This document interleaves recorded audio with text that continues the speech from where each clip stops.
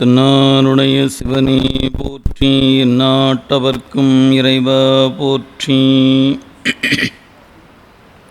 அரைசனே என்பர்க்கடியேனுடைய அப்பனே, ஆவியோடு ஆக்கை புரை புரை கணிய புகுந்து நின்றுருக்கி பொய்யிருள் கடிந்த மெய்ச்சுடரே, திரை பெறாமன்னும் அமுதத்தன் கடலே, திருப்பெருந்துறை உரை சிவனே, உரை உணர்விறந்து நின்று உணர்வதோர் உணர்வே, யான் உன்னை உரைக்குமாறு உணர்த்தே.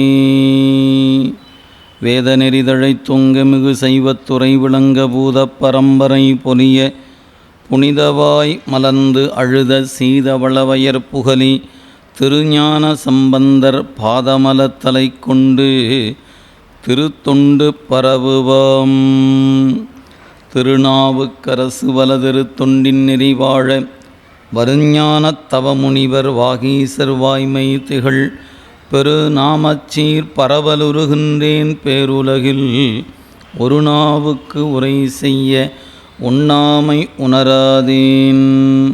நேசம் நிறைந்த உள்ளத்தார் நீலம் நிறைந்த மணிகண்டத்தீசன் அடியார் பெருமையினை எல்லா உயிரும் தொலையெடுத்து தேசம் உய்ய திருத்தொண்டத் தொகை முன்பணித்த திருபாலன் வாசமலர் மென்கழல் வணங்க வந்த பிறப்பை வணங்குவாம். எழுதரு மறைகள் தேரா இறைவனை எல்லைக்குங்குல் பொழுதரு காலத்தென்றும் பூசனை விடாது செய்து தொழுது கை தலைமேலேற துளும்பு கண்ணீரில் மூழ்கி அழுது அடியடைந்த அன்பன் அடியவர்க்கு அடிமை செய்வாம்.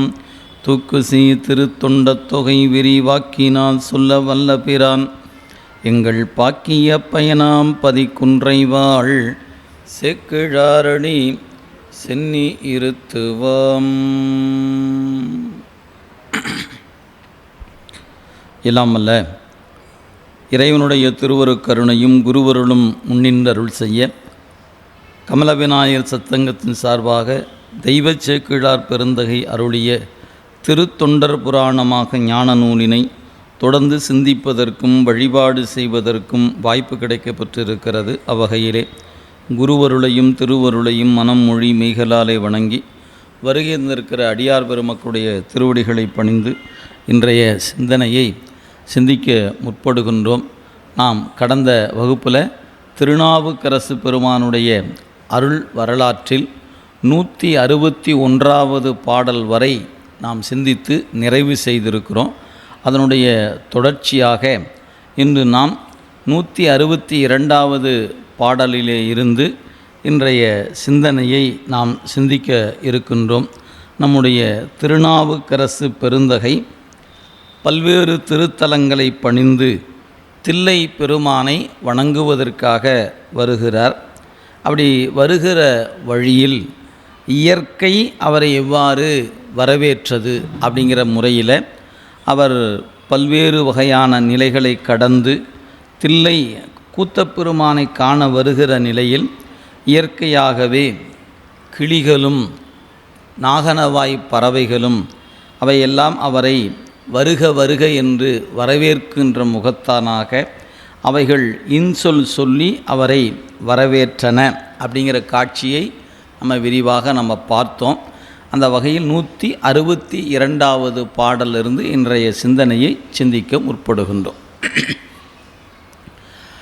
அல்லல் பவம் அற அருளும் தவ முதல் அடியார் எதிர்கொள அவரோடும் மல்லல் புனல் கமல் மாடே வாயிலின் வழிப்புக்கு எதிர் தொழுது அணைவுற்றார் கல்வித்துறை பல வரு மாமறை முதல் கரை கண்டு உடையவர் கழல் பேணும் செல்வக்குடி நிறை நல் வைப்பு இடைவலர் சிவமே நிலவிய திருவீதி. நம்முடைய திருநாவுக்கரசு பெருந்தகை அந்த வருகிற வழியில், அதாவது அவருடைய பாதை மேற்கு வாயில் அப்படிங்கிற வகையில் உள்ள வருகிறார். அப்போ அந்த சோலை கடந்து நந்தவனம் கடந்து வருகிற பொழுது அந்த தில்லையின் பெருமையை நமக்கு ஒவ்வொரு இடங்கள்லையும் ஒவ்வொரு பாடலில் ஒவ்வொரு வகையாக அதை விரித்து விரித்து கொடுத்து கொண்டு வந்தார். அந்த வகையில் இங்கே சொல்கிறார், அல்லல் பவம் அற. பிறவி என்று சொல்லப்பெறுவது பொதுவாக எல்லோரும் சொல்லக்கூடிய நிலையில் வணக்கத்துக்குரியது அப்படின்னு நம்ம பார்க்குறோம். ஆனால் உண்மையில் அது எப்போது வணக்கத்துக்குரியதாகிறது அப்படின்னு கேட்டால், இறை என்கிற பொருளை உணர்ந்தவர்களுக்குத்தான் இந்த பிறவி வணக்கத்துக்குரிய பிறவி என்பதை உணர முடியும். அதை உணராத நிலையில் பொதுவாக பிறவி அப்படின்னு சொன்னால் துன்பத்துக்கு இடமானது தான் பிறவி அப்படின்னு பெரியவர்கள் அருள் செய்கிறார்கள். அதனால் இங்கே சொன்னார், அல்லல் பவம் அற. அப்போ துன்பம் தருவதாகிய பிறவி, அல்லல் துன்பம், அல்லல் பவம் அற, பவம் பிறப்பு. அதனால் நமக்கு மணிவாசக பெருமான் பவமே அருளுகண்டாய் அடியேற்கு எம் பரம்பரனே என்று கேட்கிறார். சிவமே பெரும் திரு அது எய்திற்றிலே, எனவே எனக்கு இன்னொரு பிறப்பை கொடு, அந்த பிறப்பில் உன்னை வணங்குகிற வாய்ப்பை எனக்கு கொடு என்று வேண்டுகிறார். தவமே புரிந்திலன் தன்மலரிட்டு முட்டாது அடியே இறஞ்சேன் அவமே பிறந்த அருவினையேன் உனக்கு அன்பருள் யாம் சிவமே பெரும் திரு எய்திற்றிலேன் நின் திருவடிக்காம் பவமே அருளுகண்டாய் அடியேற்கு எம் பரம்பரனே என்று மணிவாசக பெருந்தகை வணங்குவதற்கு எனக்கு பிறவி கொடு என்று வேண்டுவதை நாம் பார்க்கிறோம். அப்போ பொதுவாக பிறவி என்பது என்ன அப்படின்னு கேட்டால், துன்பத்துக்கு இடமான பிறவி. அதனால தான் இங்கே அவம் அப்படிங்கிற சொல்ல முன்வைத்து அல்லல் என்று அந்த பிறவிக்கு குறிப்பிடுகிறார். எனவே அல்லல் பவம் அற, துன்பத்துக்கு இடமான பிறவி அரும்பொருட்டாக அந்த பிறவி அறுவதற்கு உதவுவது. எனவே பிறவி அற அருளும். யார் அருளுவா? பிறவி அற அருளும் தவ முதல் அடியார் எதிர்கொள்ள. அங்கே சொல்லும் பொழுது பிறவி அறுவதற்கு உதவுகின்ற அடியவர்கள் அவங்க யார் அப்படின்னு கேட்டால், தவ முதல் அடியார் அப்படின்னு குறிப்பிட, தவத்தையே தனக்கு முதலாக கொண்ட அடியவர்கள். தவ முதல், இங்கே முதல் என்பது தவ முதல் அப்படின்னு எடுத்துகிட்டா தவம் முதலாக அப்படின்னு அர்த்தம். தவம் அப்படின்னு எடுத்துக்கொண்டால் சரியை கிரியை யோகம் ஆகிடும். தவம் முதலாகன்னு அப்படி பொருள் அப்படி அல்ல, தவமே முதலாக கொண்டிருக்கின்ற அடியவர்கள். அதனால் தபோதனர் அப்படிங்கிற சொல் நமக்கு இடம்பெறுவதை பார்க்கிறோம். திலகவதியாரை குறிப்பிடுகின்ற பொழுது மண்ணு தபோதினியார் என்று தான் அவரை குறித்திருப்பதை பார்க்கிறோம்.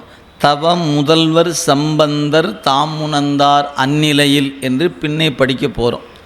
ஆக தவ முதல்வர், தவத்தின் முதல்வர் என்று குறிப்பிடப்படுகிறது. எனவே தவம் என்பது இங்கே தவத்தையே தனக்கு முதலாக கொண்டவர்கள். அப்போ அருளாளர்கள் எல்லோருமே தவத்தின் அடிப்படையில் இந்த மண்ணுக்கு வருபவர்கள்தான். அதான் வள்ளுவ பெருந்தகையும் தவம் யாருக்கு வாய்க்கும், தவமுடையாருக்கு வாய்க்கும்னார். தவமும் தவமுடையாருக்கே என்று திருவள்ளுவ பெருந்தகையும் அறிவுறுத்துவதை நாம் இந்த இடத்துல நினைவில் கொள்ளலாம். அந்த வகையில் தவம் முதல் அடியவர்கள். எனவே தவத்தையே தனக்கு முதலாக கொண்டிருக்கின்ற, முதல் என்பது மூலதனம், கேபிட்டல் என்று சொல்லக்கூடிய தவத்தை முதலாக கொண்டிருக்கின்ற அந்த தபோதனர். ஏன் செல்வன் கழலேத்தும் செல்வம் செல்வமே, இன்பன் கழலேத்தும் இன்பம் இன்பமே என்று வாழ்கின்ற அடியவர்கள். அதனால் செல்வன் கடலை ஏற்றுகிற செல்வம்தான் செல்வம் என்று வாழ்கிற காரணத்தினால தவம் முதல் அடியவர் என்று அடியார்களை இங்கே நமக்கு குறித்திருப்பதை நாம் பார்க்கிறோம். எனவே அத்தகைய அடியவர்கள் அல்லல் பவம் அற அருளும் தவ முதல் அடியார் எதிர்கொள்ள. நாவுக்கரசு பெருந்தகை கூத்தனை காண வருகிறார். அவர் வருகிற செய்தியை அறிந்த தவமுதல் அடியவர்கள், தவத்தை மூலதனமாக கொண்டிருக்கின்ற அடியார், அதாவது இயற்கை வரவேற்றது, அப்புறம் பறவைகள் வரவேற்றன, இப்போ தொண்டர்கள் நாவுக்கரசு பெருமானை வரவேற்கிறார்கள். அதனால் அந்த அடியவர் எதிர்கொள்ள அவரோடும் அந்த அடியவர்களோடு மல்லல் புனல் கமல் மாடே வாயிலின் வழிப்புக்கு எதிர் தொழுது அணை உற்றார். எனவே நம்முடைய திருநாவுக்கரசு பெருந்தகை இவ்வாறு அந்த தவத்தை முதலாக கொண்டிருக்கின்ற அடியவர்கள் வரவேற்ற பொழுது அந்த அடியவர்கள் வணங்கிய நிலையில் அவர்களை நாவுக்கரசு பெருமானும் எதிர்கொண்டு வணங்கி அவர்களோடு உடன் சென்று அந்த தில்லை திருத்தலத்துக்குள்ளே உள்ளே வருகிறார். உள்ளே வரும்பொழுது அங்கிருப்பவர்களாம் யார் அப்படிங்கும்போது கல்வி துறை பல, கல்வி என்பது பல அப்படிங்கிறத நமக்கு மணிவாசக பெருமான் கல்வி என்னும் பல்கடல் பிழைத்துனர். அது நீங்கள் சாதாரணதல்ல. எவ்வளவு படித்தாலும் வாழ்க்கையில் நான் முழுமையாக படித்து விட்டேன் என்று யாரும் சொல்ல முடியாது. ஏன்னா அது கரை கடந்து இருக்கக்கூடியது அப்படிங்கிறதை எல்லா அருளாளர்களும் உணர்த்துகிறார். அதனால் நமக்கு இறையருள் என்ற ஒன்றில் என்ன வாய்க்கிறதோ அதுதான் நமக்கு அப்படிங்கிறத பெரியவர்கள் நமக்கு அறிவுறுத்துகிறாங்க. அதனால் நூல்களை படிக்கணும்னா எவ்வளவு படித்தாலும் நாம் படித்து விட்டோம் என்ற நிறைவை அது கொடுக்காது. இதுதான் அதனுடைய நிலை. அதனால் கல்வி என்னும் பல்கடல் பிழைத்து அதெல்லாம் தப்பி வரணும் அப்படின்னாரு மணிவாசக பெருந்தகை. அதனால் இங்கே சொன்னார் கல்வி துறை பல, அதில் வரும் மாமறை முதல் கரை கண்டு.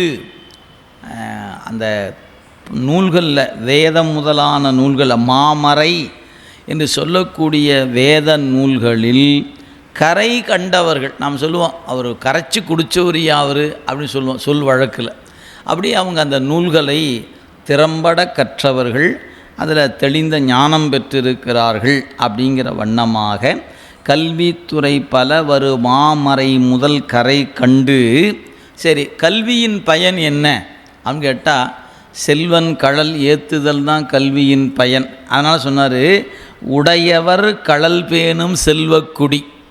அப்போ கல்வியின் பயன் இறைவன் திருவடி ஏற்றுதல் தான். அதனால் கல்வி பல துறை அவர்கள் பலவாறு இருக்கக்கூடியவற்றை கற்று அதன் நுட்பம் என்ன, இறைவன் திருவடி பேணுதல், அதை பேணிக்கொண்டிருப்பவர்கள் அப்படின்னு சொல்கிறார். எனவே உடையவர் கழல் பேணும் செல்வக்குடி நிறை நல் வைப்பு இடை. செல்வக்குடி நம்ம முன்னையே பார்த்தோம். செல்வம் கடலேத்தும் செல்வம் என்பதனால செல்வ நெடுமாடம் சென்று சேனோங்கி செல்வ மதிதோய செல்வம் உயர்கின்ற செல்வர் வாழ்த்தில்லை. அது சொல்ல வேண்டியதில்லை. அத்தகைய செல்வமாகிய வைப்பிடை நல் வைப்பு இடை வளர் சிவமே நிலவிய திருவீதி. அந்த வீதி எப்படிப்பட்டது அப்படின்னு கேட்டால் சிவம் விளங்குகின்ற திருவீதி என்று குறிப்பிடுகிறார். அதாவது பெருமான் தேரோடி வருகின்ற அந்த 4 மாட வீதியை சேக்கிழார் பெருந்தகை குறிப்பிடுகிற பொழுது சிவமே விளங்கிய வீதி என்று குறிப்பிடுகிறார். இதில் நமக்கு வரலாற்று நிலையில் நம்ம பார்க்க போகிறோம். இப்போ அப்பர் பெருந்தகை இந்த செல்வ நெடு வீதியாகிய சிவமே விளங்கிய வீதியில் அவர் எப்படி வழிபாடு செய்கிறார் என்பதை நாம் பார்க்க போகிறோம். இந்த சிறப்புக்குரியது அந்த வீதி என்பதனால அதை தான் செல்வ நெடு திரு வீதி என்று குறிப்பிடுகிறார். அப்படிப்பட்ட அந்த வீதிக்குள்ளே உள்ளே வருகிற பொழுது எப்படி அவரை வரவேற்கிறார்கள். நவமின் சுடர்மணி நெடுமாலையும் நவமின் சுடர்மணி நெடுமாலையும் நறுமலர் மாலையும் நிறை திருவீதி புவனங்களின் முதல் இமையோர் தடமுடி பொருந்திய மணி போகட்டி பவனன் பணி செய்ய வருணன் புனல் கொடு பணி மாறவும் அவை பழுதாம் என எவரும் தொழுது எழும் அடியார்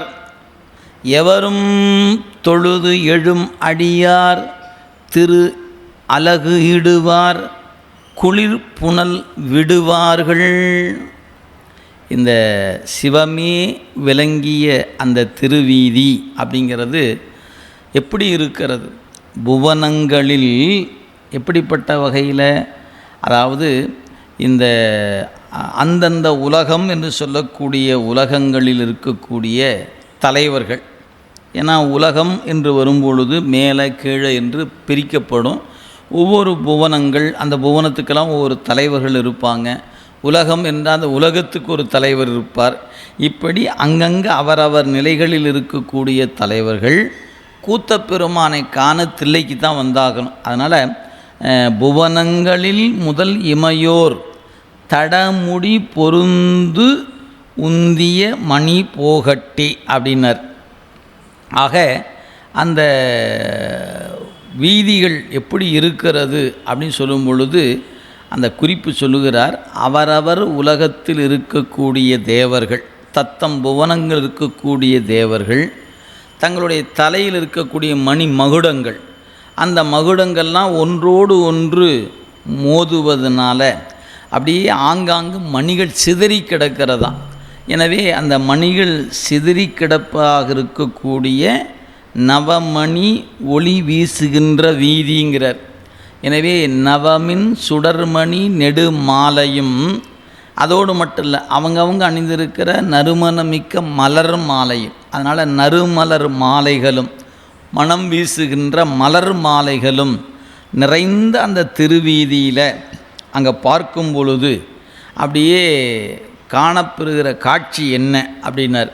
ஒரு அற்புதமான ஒரு காட்சியை சொல்லுகிறார் நம்முடைய சேக்கிழார் பெருந்தகை. அப்படிப்பட்ட தேவர்கள் இறைவனை காண்பதற்காக வரிசையாக வந்து நின்று அவங்க தலை மகுடங்கள்லாம் ஒன்றோடொன்று மோதியில் மணிகள் சிந்தி இருக்கக்கூடிய வீதி.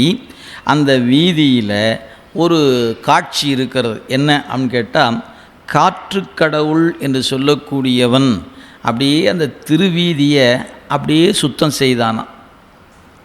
அதுக்கப்புறம் வருணன் என்று சொல்லக்கூடியவன் தன்னுடைய பங்குக்கு நீர் தெளித்தானான். அப்போ அதை எப்படி இங்கே காட்சியில் சொல்லுகிறார் அப்படின்னா, பவனன் பணி செய்ய வருணன் புனல் கொடு பணி மாறவும். ஆக வாயு என்று சொல்லக்கூடிய அந்த காற்று கடவுள் தில்லையின் வீதிகளை எல்லாம் ஒரு நொடியில் அப்படியே சுத்தப்படுத்துகிறான். அப்படியே ஒரு காற்று அடிச்சுது, அந்த வீதியெல்லாம் சுத்தமாயிடுச்சு. ஏன்? அது வேறும் இல்லை, வருணன் திருநாவுக்கரசர் வருகிறார், அவர் வருகையை வரவேற்கும் முகத்தான வீதிகளை பணி செய்ய வேண்டும் என்று கருதி அப்படியே வீதியை சுத்தப்படுத்தினான். உடனே இது அவன் வேலை முடிஞ்சோடனே அடுத்து வருணன் என்பவன் என்ன செய்கிறான் அப்படிங்கும்போது, அடடா, இந்த வாயு கடவுள் திருநாவுக்கரசருக்கு பணி செய்து புண்ணியம் பெறுகிறானே, நாம் என்ன பண்ணுறதுன்னு பார்த்தான். சரி, நாம் போய் தண்ணீர் தெளிப்போம் அப்படின்னு அவன் தண்ணீர் தெளித்தானுங்களாம். அப்படி இந்த ரெண்டு பேரும், ஒருத்தன் வீதியை சுத்தம் செய்ய, ஒருத்தன் தண்ணீர் கொண்டு தெளித்தாருன்னு நான். இப்படி ரெண்டு பேரும் பணி செய்வதை பார்த்துட்டு அடியார்கள் பார்த்தேன், எங்கே திருநாவுக்கரசர் வராரு, நீங்கள் யாரையா வந்து பணி செய்கிறது? தள்ளுங்க, அதை நாங்கள் பார்த்துக்குவோம், எங்களுக்கு கூட தெரியாதா, எங்களுக்கு கோலம் போட தெரியாதா என்று அவர்கள் பணி செய்ய அவை பழுதாம் என்று. அது எப்படிங்க வானவர்கள் வந்து பணி செய்து பழுதாயிற்று?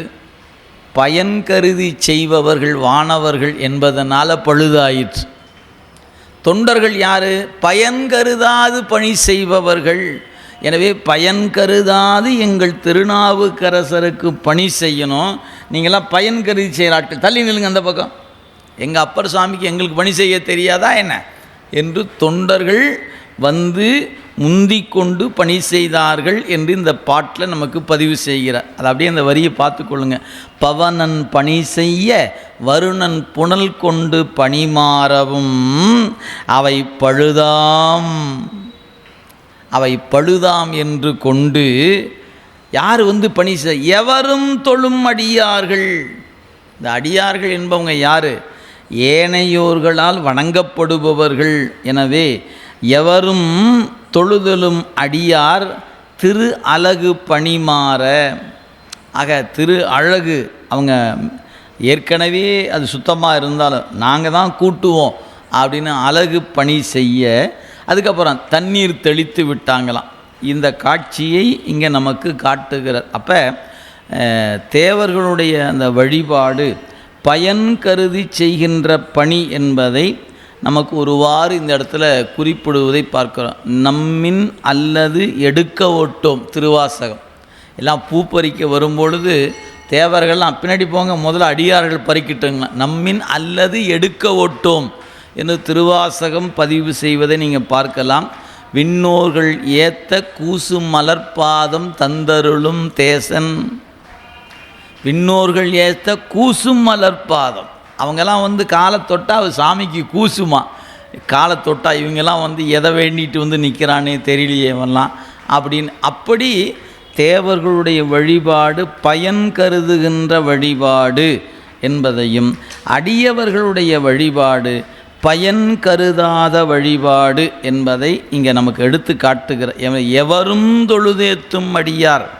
தேவர்கள் அவரவர் திறத்துக்கேற்பத்தான் நிற்காங்க. ஆனால் அடியவர்கள் எல்லாராலும் வணங்கப்படுகின்ற அடியவர்கள், அத்தகைய அடியார்கள் பணி செய்ய திருநாவுக்கரசு பெருந்தகை அப்படியே நமக்கு அந்த திருவீதியில் உள்ள வருகிறார்.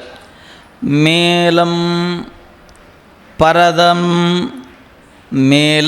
பரதலம் நிறையும் கொடிகளில் விரி வெங்கதிர் நுழைவு அரிது ஆகும் கோலம் பெருகிய திருவீதியை முறை குலவு பெருமையர் பணிவுற்றே ஞாலம் திகழ் திருமறையின் பெருகு ஒலி நலமார்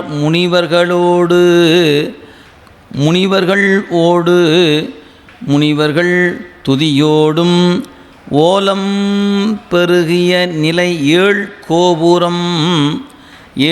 கோபுரம் உற மெய் கொடு தொழுது உள் புக்கார். நம்முடைய நாவுக்கரசு பெருந்தகை எப்படி வருகிறார் அப்படின்னார். அதாவது மேலம் பரதலம் நிறையவும் அப்படின்னார். அதாவது மேலே ஆகாயம் நிறையவும் அந்த எடுக்கு வைத்து நிலைநாட்டப்பட்டிருக்கிற கொடிகள், அந்த கொடிகள் எப்படி இருக்குனர். எனவே குலவு பெருமை விளங்குகின்ற பெருமையுடைய திருநாவுக்கரசு பெருந்தகை வருகின்ற அந்த வீதியை அப்படியே கொடிகள், இடவக் கொடிகளாக நிற்கக்கூடிய கொடிகள் அப்படியே மேலே எங்கும் விரிந்து பறந்து இருக்க, அந்த கொடிகளோடு சூரியனுடைய கதிர்கள் நுழைவது அரிது என்று அந்த கதிர்கள் உள்ளே நுழைதான். அப்படி நுழைவதற்கு அரிதாக இருக்கக்கூடிய அழகு பொருந்தி இருக்கக்கூடிய திருவீதி அப்படின்னார். மேலம் பரதலம் நிறையும் கொடிகள், அப்படி ஆகாயத்தை மறைத்து நிற்கிற கொடிகள், விரி வெங்கதிர் நுழைவு அரிதாகும், அந்த கதிர்கள் இந்த கொடியை கடந்து ஊடுருவது அரிதாக நிற்க, அழகு பொருந்திய திருவீதி, கோலம் பெருகிய திருவீதியை முறை குலவும் பெருமையர், பெருமை விளங்கி தோன்றுகின்ற திருநாவுக்கரசு பெருமான் அந்த வீதியை வணங்கி பணிவுற்றே ஞாலம் திகழ் திருமறையின் பெருகொலி நலமார் முனிவர்கள் துதியோடு. எனவே முனிவர்களெல்லாம் துதித்து நிற்க எங்கள் திருநாவுக்கரசு பெருந்தகை அந்த வீதியை பணிந்து அந்த எழுநிலை கோபுரம் என்கிற கோபுரத்தை பணிந்து உள்ள வருகிறார்னர். ஆக கோபுரம் பணிந்து நாவுக்கரசு பெருந்தகை பெருமானை வணங்குவதற்காக உள்ளே வருகிறார். வளர் பொன்கணமணி திருமாளிகையினை வலம் வந்து அலமரும் வரை நில்லா அளவில் பெருகிய ஆர்வத்து இடையெழும் அன்பின் கடல் நிறை உடல் எங்கும் புலகம் செறி நிறைவிரவ திருமலி பொற்கோபுரம் அது புகுவார் முன் களனினில் பொலிவிடம் உடையார் முன் களவினில் பொலிவிடம் உடையார் நடம் நவில் கனகப் பொது எதிர் கண்ணுற்றார். நம்முடைய திருநாவுக்கரசு பெருந்தகை அந்த கோபுரம் கடந்து உள்ள நுழைகிறார். அப்படி நுழைகிற பொழுது அப்படியே வளர்பொன் களமணி திரு மாளிகையினை வலம் வந்து அலமரும் அப்படின்னார். அந்த அழகான உயர்ந்திருக்கக்கூடிய நிலையில் மேகங்கள் சுந்திருக்கக்கூடிய திருமாளிகை சுற்று என்கிற அந்த மாளிகை சுற்றிய அப்படியே வலமாக வந்து அதன் பிறகு அப்படியே அலமரும் அப்படியே வருத்தம் தருகின்ற வரை முறையின்படி இல்லாது இருக்கக்கூடிய அந்த அளவில் பெரியதாக இருக்கக்கூடிய அன்பருடைய அந்த கடல் நிறைந்திருக்கக்கூடிய நிலை அப்படிங்கிற. எனவே அது எப்படி காட்சியார் அலமரும் வரை நில்லா அளவில் பெருகி ஆர்வத்து இடையிலும் அன்பின் கடல் நிறை உடல் எங்கும் புலகம் செறி நிறை விரவ. அப்படியே அந்த உள்ள நுழைந்து கூத்தப்பெருமானை காண வருகிற அந்த அன்பு நிலையானது அப்படியே அன்பு கடல் நிறைந்த அன்பாகவும் அப்படின்னார். அன்பாகிய கடல் நிறைந்திருக்கக்கூடிய நிலையில் திருமேனி முழுதும் அப்படியே உடம்பெல்லாம் சிலிர்த்து நிற்க நம்முடைய திருநாவுக்கரசு பெருந்தகை கோபுரத்தினுள் புகும். அப்படி புகுந்து கண்டம் கருத்திருக்கின்ற பெருமான் நடமாடுகின்ற அந்த பொன்னம்பலம் என்கின்ற அம்பலத்தை எதிரே கண்ணுறுகிறார் என்று நமக்கு எடுத்து காட்டுகிறார். இப்படி அந்த பெருமான் ஆடுகின்ற இடத்துக்கு முன்பாக வந்து அணைவுறார் நம்முடைய திருநாவுக்கரசு பெருந்தகை. நீடும் திருவுடன் நிகழும் பெருகு ஒலி நிறை அம்பலம் நினைவுற நேரே கூடும்படி வரும் அன்பால் இன்புறு ஞானமுன் பெற வரு நிலை கூட தேடு பிரமனும் மாலும் தேவரும் முதலாம் யோனிகள் தெளிவு ஒன்றா ஆடும் கலல் புரி அமுத திருநடம் ஆடும் கடல் புரி அமுத திருநடம் ஆறாவகை தொழுது ஆர்கின்றார். இங்கே கூத்தப்பெருமானின் முன்பு வந்து திருநாவுக்கரசு பெருந்தகை அவரை அப்படியே கண்டு தொழுது வணங்கி நிற்கிறார். அப்பொழுது அவருடைய மெய்ப்பாடு எப்படி இருக்கிறது? நீங்கள் தில்லை பொறுத்தவரையில் தனியாக நீங்கள் ஆராய்ந்தீங்கன்னா மூவர் பெருமக்களும் தில்லையை எவ்வாறு தொழுதிருக்கிறார்கள் அப்படிங்கிறத நீங்கள் தனித்தனியாக பார்க்கலாம். அவர்களுக்குள் ஏற்பட்ட அருள் அனுபவத்தை நீங்கள் தனியாக பார்க்கும்போது அது ஒரு பெரிய வியந்து நிற்கக்கூடிய அனுபவ நிலைகள் இருப்பதை பார்க்க முடியும். அந்த வகையில் நாம் முன்னையே நம்பிகளுடைய வரலாற்றை பொறுத்த வரைக்கும் 5 பேர் அறிவும் கண்களை கொள்ள அப்படின்னு அந்த பாடலில் ஒரு 4-5 பாடலில் அவர் சென்று தரிசித்த முறையை அங்கே விரித்து கொடுத்துருக்கிறார். அந்த இடம்தான் இப்போ நின்று வணங்குவர் அப்பர் சுவாமிகள். எனவே திருநாவுக்கரசு பெருமான் அம்பலவான பெருமானை காணுகிறார். அப்போ அவர் உள்ளத்தில் என்ன ஏற்படுகிறது சொல்றார். நீடும் திருவடி. எனவே நீடும் திருவுடன் நிகழும் பெருகொலி நிறை அம்பலம் நினைவுற. அம்பலம் நினைவுற ஆக நீடுகின்ற திரு. எப்பவுமே திரு என்பது முத்தி செல்வத்தை தான் குறிக்கும். அதான் அந்த சொல்லுக்கு அதிகபட்ச பயன். ஆக நீடுகின்ற முத்தி திரு என்று சொல்லக்கூடிய அந்த திருவுடன் நிகழ்வதாகிய நிகழும் பெருகொளி நிறைய. மேலும் மேலும் மேலும் மேலுமாக ஞானத்தை பிரகாசித்து கொண்டிருக்கிற இங்கே ஒளி ஞான ஒளி ஆயிற்று. எனவே பெருகு ஒளி நிறைய அம்பலம் நினைவுற, ஆக ஞான வெளி நிறையுள் அந்த ஞான வெளியே ஆகிய அம்பலம். அதாங்க சொல்கிறார். அம்பலம் என்பது என்ன அப்படின்னு கேட்டால், நீடு திருவுடன் நிகழும் பெருகொளி நிறை அம்பலம். இதை நீங்கள் அப்படியே ஞானசம்பந்தர் இந்த காட்சி காட்டுகிற இடத்துல இதே காட்சி அவர் வரலாற்றில் எப்படி சொல்லப்படும் அப்படின்னு கேட்டால், அவருக்கு உமையம்மை எந்த ஞானத்தை கொடுத்தாங்களோ அந்த ஞானமே ஆகிய அம்பலம் வரும். அம்பலம் என்பது நாம் பார்க்குறோம், அந்த பொன் வேயப்பட்ட இடமாக அது கூத்தப்பெருமான் இருக்கிற இடம் அப்படி காண்பதெல்லாம் ஊனக்காட்சியில் பார்ப்பது. அது தங்கம், 72,000 ஓடுகள் இருக்கின்றன, 21,600 ஓடுகள் இருக்கிறது, 72,000 ஆணிகள் இருக்கிறது. இதெல்லாம் நாம் உடலோடு பொருத்தி காட்டுகிற காட்சிகள். இது யார் போனாலும் பார்க்கலாம். ஒருத்தர் சொன்னாங்கன்னா, ஓ இத்தனை ஓடு இருக்கா, இத்தனை ஆணி இருக்கா, இத்தனை வாசல் இருக்குதா, இதெல்லாம் நம்ம சொன்னால் தெரிஞ்சுக்கலாம்.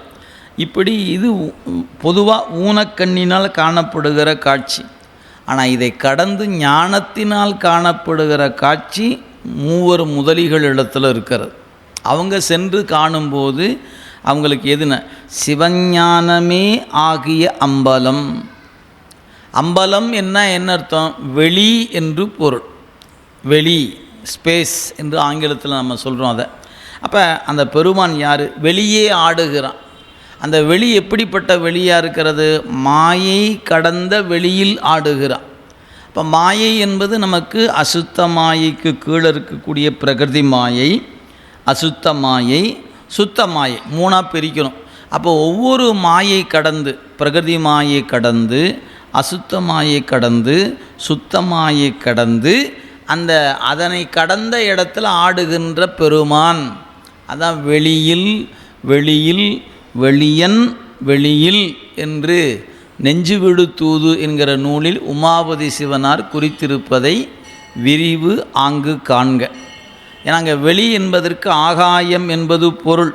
அப்போ ஆகாயம் என்று எடுத்துக்கொண்டால் நாம் காணுகிற ஆகாயம் அசுத்த மாயைக்கு கீழ் இருக்கக்கூடிய ஆகாயம். அசுத்த மாயையில் ஒரு ஆகாயம், அதை கடந்து சுத்தமாயா புவனத்துக்கு ஒரு ஆகாயம். இந்த மூன்று ஆகாயத்தையும் கடந்த ஞான ஆகாயம் என்கிற பெருவெளியிலே பெருமான் ஆடிக்கொண்டிருக்கிறார். அதுக்கு தான் அது ஞான ஆகாயம் என்று பெயர். இதுதான் சிதாகாய பெருவெளி என்று சொல்லுவாங்க. சித்தம்பலம், சித்துனா அறிவு, அம்பலம்னா வெளி. அப்போ அறிவாகிய அம்பலத்தில், அந்த அறிவாகிய வெளியில் அவன் ஆடுகிறான் என்று ஞான நூல்கள் போற்றுவதை பார்க்கிறோம். அந்த வகையில் தான் இறைவன் சிற்றம்பலத்தும் உறைவான், என் சிந்தையுள்ளும் உறைவான். சிந்தை என்று சொன்னது அறிவை சொல்லுச்சு. அறிவுக்குள்ளே தான் அவன் ஆடுகிறான், அறிவிலே ஆடுகிற பெருமான். ஆக நான் ஒவ்வொரு உயிரையும் அறிவிலும் ஆடுகிறான்.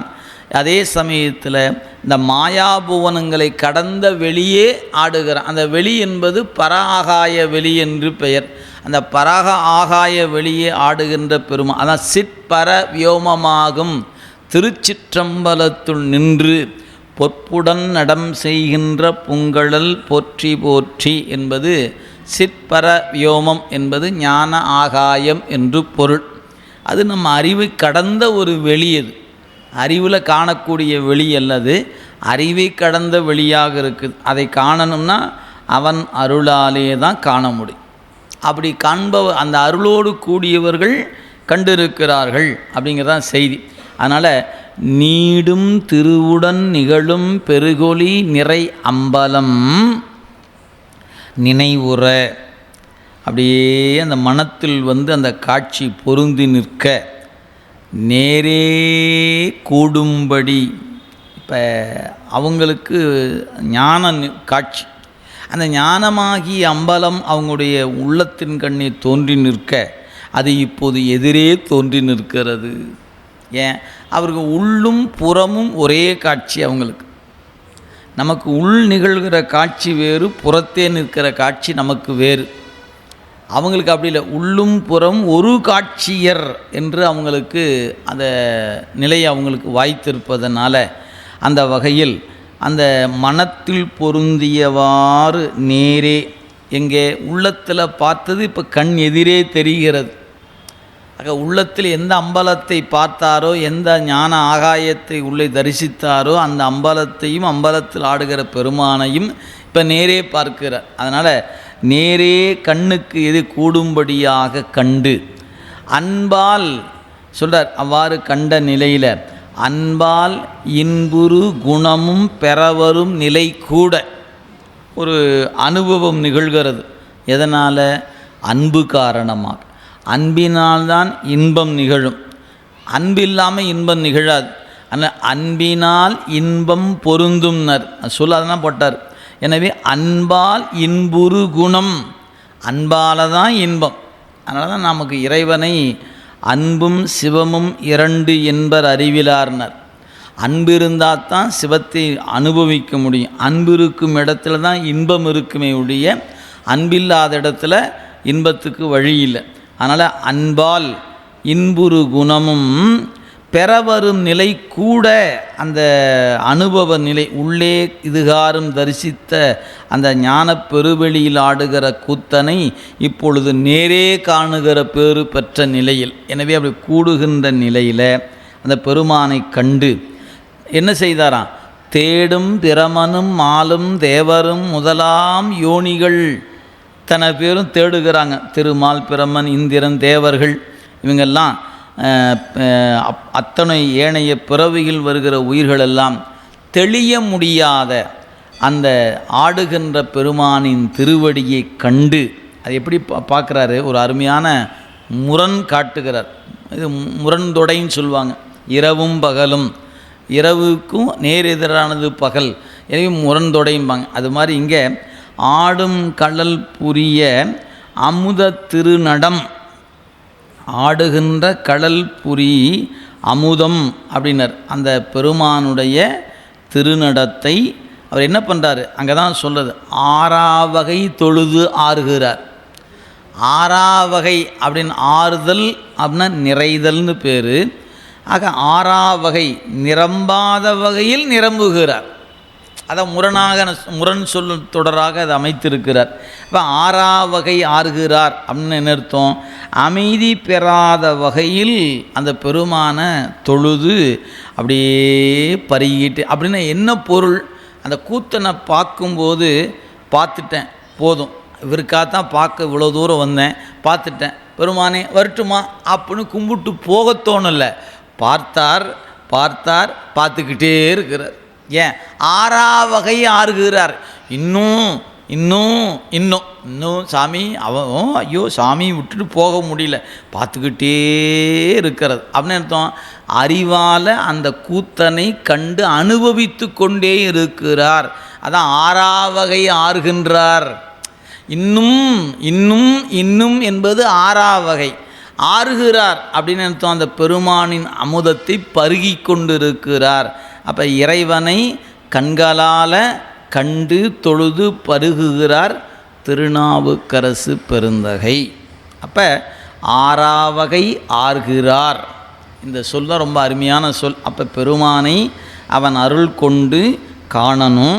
அருளால் காணுகிற பொழுது எப்படி காணணும்? இன்னும் இன்னும் என்று காணணும். போதும், 10 நிமிஷம் சாமியை பார்த்தாச்சு, போதும், அப்படி தான். அவ்வளோ நமக்கு அப்படி ஒரு நிறைவு வந்துடும். போய் பார்த்தோம், பார்க்கணும் வந்தோம், பார்த்தாச்சு. கூட்டமே இல்லைன்னா கூட நீங்கள் சாமியை பார்த்துட்டு கம்முன்னு உட்காந்துக்குமா என்ன? ஒரு சிவபுராணம் சொல்லிகிட்டு இருப்போம், சொல்லி முடித்தாச்சு. அப்புறம் என்ன பண்ணலாம்? ஒரு பஞ்சபுராணம் பாடிடலாமா? சரி, பஞ்சபுராணம் பாடுவோம். பாடி முடித்தா சரி போதும் போகலாம், வெளியே போகலாமே. அறிவு உடனே வெளியே போயிடும். வரணும்னு நினச்சோம், பார்க்கணுன்னு நினச்சோம், நீ கூட்டமே இல்லை, சுவாமி நல்லா தரிசனம் பண்ணியாச்சு, அதான் தரிசனம் பண்ணிகிட்டு இருக்கிறோம் இல்லை. அவங்களா பார்த்து யோ எத்தனை நேரம்ன்ட்டு இப்போ கிளம்பியா கோயில் சாத்தணும், வெளியே போகும் இல்லை அப்படின்னு சொல்கிற வரைக்கும் அங்கேயே நிற்கலாமா? நிற்கலாம் தான், ஆனால் நம்ம அறிவு நிற்காதே. பார்த்தாச்சு போகலாம். இந்த குழந்தைகள் சில நேரங்களில் ஒன்று கேட்கும், அதுக்கு கூட்டிகிட்டு போய் நிற்கணும்னா அது வர வரைக்கும் தான் அங்கே போகணும் போய் நின்று வீட்டுக்கு போகலாம் அந்த மாதிரி நம்ம நெஞ்சு என்ன பண்ணோம், இந்த கூத்தனை பார்க்கலான்னு தவிக்கும். சரி போய் நின்னாச்சே, அதான் பார்த்துக்கிட்டே தான் இருக்கிறேன் அப்படின்னு கேட்டால் எத்தனை நேரங்க பார்க்க போதுங்க. ஏன் இதான் சலிப்புடுகிற மனம். நம்ம மனம் சலிப்பு அடைவதற்கு அளவே கிடையாது. எங்கே வேணாலும் சலிப்பு வந்துடும். பூசையில் சலிப்பு வரும், அவனை பார்ப்பதில் சலிப்பு வரும். ஆனால் இங்கே தான் வரக்கூடாது. ஆனால் நம்முடைய குணம் அழுந்தி நிற்கக்கூடிய இயல்பு காரணமாக, அறியாமை காரணமாக நமக்கு ஒரு சலிப்பு வரும்.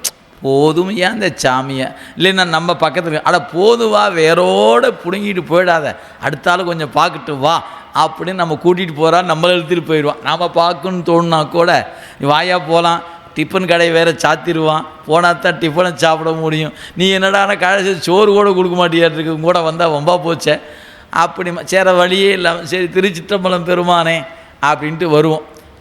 ஒவ்வொரு சூழலும் ஒவ்வொரு மாதிரி. யாருமே இல்லைன்னா கூட நம்ம அறிவு அவரையே கண்டுகொண்டு இன்புறுமான்னு கேட்டிங்கன்னா எல்லோருக்கும் எல்லா நேரமும் வாய்ப்பதில்லை. எல்லாருக்குமே ஒன்றும் ரொம்ப எளிமையாக வச்சுக்கோங்களேன். இந்த ஒரு பெரும் தொற்றுக்கு ஆளாகி எல்லாரும் வீட்டுக்குள்ளேயே இருந்தோம் இல்லைங்களா, யாரும் வெளியவே வரக்கூடாதுன்ட்டாங்க. சரி சாமி பூசேரை விட்டு வெளியே வராமலாக இருந்தோம் தான் நல்லதாக போச்சே, வெளியே போனால் தானே வம்பு, சாமி பார்த்துக்கிட்டே இருக்கலாமேன்னு கம்முன்னு யாரும் ஏப்பா இங்கே வரல அங்கே ஏப்பா வரல கேட்குறதுக்கு தான் எந்த கேள்வியுமே இல்லைல்ல. நாம் பாட்டு எடுத்து வச்சுக்கிட்டு அப்படியே சாமி பார்த்துக்கிட்டு 2 ஆண்டு காலம் அல்லோலப்பட்டமே 12 திருமதி பாடி முடிச்சிட்டோமா? வீட்டில் தானே புத்தகம் இருந்துச்சு. ஒரு நாளைக்கு ஒரு பதிகன்னு படித்தா கூட 2 வருஷத்தில் எத்தனை தடவை படிச்சிருக்குது 12 திருமுறையை? பத்திரமாக தான் வச்சுருந்தமே ஒழிய படித்து நான் பார்க்கலையே. ஏன் அது 6ஆம் வகை ஆறுவதற்கு நமக்கு வழி தெரியல. இப்போ தெரியுது, ஆமாம் அடாடா படிச்சிருக்கலாமே தான். ஆமாம் அந்த மறுபடியும் நூலையோ வரப்போகிறதில்ல. அந்த காலம் திருப்பி வருமா என்ன? வாய்ப்பு இல்லை. அப்படி ஒரு பொன்னான ஒரு காலம் நமக்கு வாய்த்து தான் இல்லையா அதை பயன்படுத்திக்க முடியல நம்மளால். அதுதான் நம்முடைய அறிவினுடைய தன்மை. அதனால் திருநாவுக்கரசு பெருந்தகை கூத்தப்பெருமானை அன்பின் காரணமாக, அதனால் தான் அன்பினால் அப்படின்னு ஒரு சொல்ல போட்டாரங்க. எனவே அன்பின் காரணமாக அந்த பெருமானை கண்டு இன்புற்று அப்படியே திளைத்து நிற்கிறாருங்களாம். 6ஆம் வகை ஆர்கின்றார், அப்படியே பருகிட்டுருக்கிறார். சேக்கிடார் பெருந்தகை அந்த காட்சி அப்படியே கொண்டு வந்து அப்படியே கூத்தப்பெருமானை காட்டி அப்படியே அப்பர் சுவாமி காட்டுறார். எப்படி பார்க்குறாரு பாருங்கள். அப்படியே இன்னும் கொஞ்சம் க்ளோஸ்அப் ஷாட்டில் கொண்டாந்து திருநாவுக்கரசரை பாருங்கள் எப்படி பார்க்கிறார் அப்படின்னார். அடுத்த பாட்டில் சொல்கிறார் பாருங்கள். கையும் தலைமிசை புனை அஞ்சலியன, கையும் தலைமிசை புனை அஞ்சலியன, கண்ணும் பொழி மழை ஒழியாதே பெய்யும் தகையன, கரணங்களும் உடன் உருகும் பரிவின, கரணங்களும் உடன் உருகும் பரிவின, பேறு எய்தும் மெய்யும் தலைமிசை விழ, மெய்யும் தலைமிசை விழு முன், மெய்யும் தலைமிசை விழும் முன்பு எழுதரும் மின்தாள் சடையொடு நின்று ஆடும் ஐயன் திருநடம் எதிர் கும்பிடும் அவர் ஆர்வம் பெருகுதல் அளவு என்றால். பெருமானை எப்படி பார்க்கிறாராம்? இப்படி கையை தூக்குன கை அப்படியே நிற்கிது. கையும் தலைமிசை புனை அஞ்சலியன, தலைக்கு மிசைனா மேல், தலைக்கு மேலே அஞ்சலி குவித்து நிற்கிது கை. இப்படியே நிற்கிதுங்க, கீழே இறங்கலை, அப்படியே அசையாமல் நிற்கிது. இந்த முகம் அப்படியே அந்த கூத்தப்பெருமான அந்த கண்களால் அப்படி இப்போ நேர் பார்த்து கொண்டு நிற்கிறார். அப்படியே பார்க்க பார்க்க பார்க்க பார்க்க இவர் தான் பருகிட்டு இருக்கிறாரே, கண்ணால் தானே பருகிறார். அது நிறைந்து நிறைந்து நிறைந்து என்னாச்சு, கண்ணிலிருந்து இவருக்கு மனம் குளிர்கிறது. கூத்தப்பெருமானை கண்டதனால நெஞ்சம் குளிர்ந்தது. குளிர்ந்ததன் அடையாளமாக கண்களிலிருந்து கண்ணீர் மழையோ உடம்ப நனைத்து கொண்டு இருக்கிறது. அப்படியே கை தலைமையில் நிற்க கண்களோ மழை பெய்வது போல கண்ணீர் பெய்து கொண்டு இருக்குதுங்களாம். அதான் சொல்கிறார், கண்ணும் பொலி மலை ஒழியாதே பெய்யும் தகையன. மழை பெய்வது போல கண்ணீர் பெய்கிறதுன்றார். அப்படியே தாரை தாரையாக வருது கண்ணீர். அப்படியே கை தலைக்கு மேலே நிற்க கண்களிலிருந்து கண்ணீர் பெருக்கு வழிந்து வழிந்து ஓடிக்கொண்டு இருக்கிறது. அது மட்டுமல்ல, இதற்கு என்ன காரணம்? உள்கரணங்கள் எல்லாம் உருகி நிற்பது தான் காரணம். ஏன்னா நீங்கள் இந்த வெளியே இருக்கக்கூடியது புறக்கருவிகள். இந்த புறக்கருவிகள் ஒன்றுபடணும்னா அகக்கருவிகள் அதுக்கு துணையாக நிற்கணும். நீங்கள் அகக்கருவிகள் ஒன்றுபடாமல் அது நிகழாதது. அப்போ அகம் கருவிகளாக இருக்கக்கூடிய மனம், புத்தி, சித்தம், அகங்காரங்கிற கருவிகளில் அவருக்கு எந்த கருவி இப்போ வேலை செய்யணும்? சித்தந்தான் வேலையே செய்யணும். ஏன், இதெல்லாம் முன்னையே சொல்லப்பட்டுருச்சு. தடுத்தாட்கொண்ட புராணத்தில் நம்முடைய நம்பி ஆரூரப் பெருமான் கூத்தனை காணும்போது என்ன நிகழ்ந்தது? 5 பேர் அறிவும் கண்களே கொள்ள, கண்ணு தான் வேலை செஞ்சிச்சு. அதுக்கப்புறம் கரணங்கள் 4 சிந்தையே ஆக, அதுக்கப்புறம் குணம் ஒரு 3 திருந்து சாத்வீகமே ஆக, இந்த 3 சொன்னார் அங்கே. அப்போ வெளியே தெரிகின்ற கண்ணை கடந்து இருக்கக்கூடியது சூக்கும தேகம். சூக்கும தேகத்தில் இன்றியமையாதது சித்தம். எனவே அதில் ஒன்றை மட்டும் சொன்னார், சித்தத்தை மட்டுமே சொன்னார். அதையும் கடந்து நிற்பது குணசரீரம். அதில் சாத்வீகம் என்கிற குணம் மேலோங்கி நின்றதுன்னார். இதை நீங்கள் வெளியேருந்து பார்த்தீங்கன்னா கண்ணை தூண்டுவது சித்தம், சித்தத்தை தூண்டுவது சாத்வீகம்னு. ஆனால் உள்ளே எப்படி நடைமுறை என்னன்னு கேட்டால், உள்ளே இருக்கக்கூடிய சாத்வீகம் என்கிற குணமானது சித்தத்தை தூண்ட, சித்தமானது கண்ணை தூண்ட, கண்ணானது கூத்தனை கண்டுகொண்டே நின்றது. இப்போ அந்த உள்ளு கொடுக்குற சித்தம் எங்கேயாவது தடுமாறுச்சுன்னா என்ன ஆகும்? கண்ணு தடுமாறும். இந்த சித்தம் தடுமாறாமல் நிற்கிறதுக்கு எது துணையாக நின்றுச்சு? அந்த சாத்வீகம் என்கிற குணம் துணையாக நின்றுச்சு. அப்போ குணசரீரத்தில் நிகழ்ந்த மாற்றம்தான் சூக்கும சரீரத்தில் வெளிப்பட்டு நிற்க, சூக்கும சரீரத்தில் வெளிப்பட்டது தூள சரீரத்தில் கொண்டாந்து ஒரு புள்ளியில் நிறுத்தியது. இது ஞானிகளுக்கு நிகழ்வது, நமக்கும் நிகழும் தான். நாம் அந்த இடத்துக்கு அவ்வளவு தூரம் நம்மளாலாம் பக்திக்குள்ளே போக முடியாமல் நிற்கிற இடம் நமக்கு. ஏன்னா அவர்களுக்கு அந்த பண்டை நல் தவம் துணையாக நிற்பதுனால அப்படி கண் பார்த்துச்சுன்னா இமைக்காமல் பார்த்துக்கிட்டே நிற்பாங்க. தடுமாற்றம் இல்லாமல் பெருமானை பார்த்துக்கிட்டே இருப்பாங்க. நம்மளால் பார்க்க இயலாது. நம்ம முன்ன சொன்ன மாதிரி தான், போதும் போதும் போகலாம் போகலாம் போகலான்னு தோணும். ஏன் சித்தம் சொல்லிக்கிட்டே இருக்குது, ஏன் போகலாம் வாயாங்க. அவங்களுக்கு அப்படி இல்லை, பாரு பாரு இன்னும் பார் இன்னும் அப்படின்னு அப்படியே அவங்களுக்கு வேறு சிந்தனைக்கு இடமே இருக்காது. காரணம், குணம் அவங்களுக்கு என்ன வேலை செய்தது? ஒரு சாத்வீகத்தினுடைய குணமானது திருவருள் வழிபாட்டில் துணையாக நிற்கும். ராசதமோ தாமதமோ நிற்காது. இறை வழிபாட்டுக்கு தமோ குணம் துணை செய்யாது, ராசத குணம் துணை செய்யாது. அது என்ன பண்ணும்? ராசத குணமாக இருந்துச்சுன்னா உடனே போகலான்னு சொல்லும். தமோ குணம்னா கிளம்பலாம் வாயா போகலாம் வாயா இன்னும் ஏயா நிற்க, அது அப்படியே கொஞ்சம் அப்படி மெல்ல மெல்ல போகலாம் போகலாம் போகலாம் அப்படிங்கும். அதுவே ராசதமாக போகலாம் வா போகலாம் அப்படி வேகப்படுத்தும் ராசதம். இந்த சாத்வீகம் தான் அப்படியே அமைதியாக நிற்கும், அங்கே ஒன்றுத்துக்கு வேலை செய்ய. அப்போ அந்த அருள் இது எங்கே? நம்ம கையிலையா நிற்குது. இந்த கண்ணு காது மூக்கே நம்ம கையில் இல்லை. இதை கடந்து நிற்கக்கூடிய மனம், புத்தி, சித்தம், அகங்காரம் நம்ம கையிலையா இருக்குது? இல்லை. அப்போ அதுக்கு தான் புண்ணியம், தவம், பண்டை நல் தவம் அப்படின்னார். ஏன்? தத்துவ கூட்டத்தை கூட்டி தத்துவ கூட்டத்தை இயக்குவது திருவருள். அவன்லவா கருவிகளை இயக்குகிறான். நாம் நினச்சிட்ருக்குறோம் என் உடம்பை நான் இயக்கிக்கிட்டு இருக்கிறேன்னு. இல்லை, இது தத்துவ சேர்க்கை. இந்த உடம்பை கட்டுப்படுத்தி இயக்கி கொண்டிருக்கிறதுக்கு ஒரு தத்துவம் கடந்த ஒரு தலைவன் இருக்கிறான்.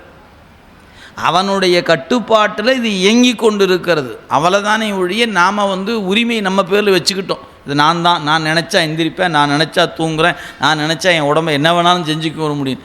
அதெல்லாம் நம்ம ஒருவாறு பேசுவதற்கு நன்றாக இருக்கும். ஆனால் அதை எல்லாமே வினை அடிப்படையில் அந்த வினை திருவருள் கூட்டுனாத்தான் நிகழும். திருவருள் கூட்டில் வினை வினையாத்தான் நிற்கும், அனுபவத்துக்கு வாராது.